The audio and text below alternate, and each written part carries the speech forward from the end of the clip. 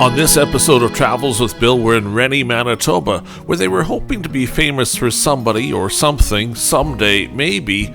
Well, the unfortunate part is Rennie did become famous, but what it became famous for wasn't that great. We're here in 2021. Take a look on the left side of the screen. That's the Rennie Hotel. Notice how it looks in pretty good shape? Well, it is on the day of our visit, at least our first visit. The unfortunate part is it is no more because it was a victim of arson. This is that fire on a late night, snowy night, as the hotel worked on burning down. We'll also skip ahead here a little bit to the daytime as the morning comes. Firefighters still working on it as a track hoe takes much of the building down. The aftermath, quite a destruction, almost entirely destroyed and a complete loss. Well, we'll come back to it now in the summertime because it's a little easier to see without all the snow. Not a lot has progressed here on the hotel. It's still much the way firefighters left the morning of the fire. Now, I don't know if they have insurance or not. Typically, if there is insurance, they clean it up a lot sooner than this. Here's an overhead shot. You can see the hotel end on the right, then more the restaurant beverage room end on the left, and then there was kind of the connections in the middle. Well, this was ruled arson. In fact, a man was arrested for having burned this down.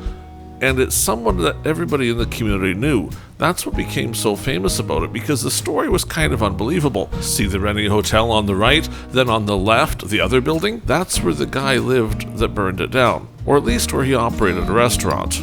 Up until it became a restaurant, that used to be a little corner store type of thing. I went there quite a few times. Then it became a restaurant, and I guess it was somewhat competing with the hotel a little bit.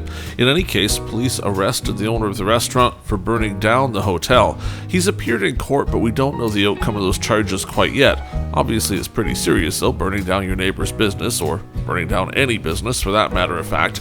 Anyway, it was enough that Rennie did become famous, because all over the province, and in fact Western Canada, they did stories about the guy burning down his next door neighbor. Well, there's some other cool things in Rennie. This is the Alfred Hole Goose Sanctuary. We'll come back here one day too. As you can tell from the fact we have the drone footage, we've been to all of these places. We just haven't published the episodes yet. Beautiful place here. I've been here several times too, and there's always some geese to see. Perhaps the best part of Rennie, though, isn't the geese, certainly not the hotel anymore.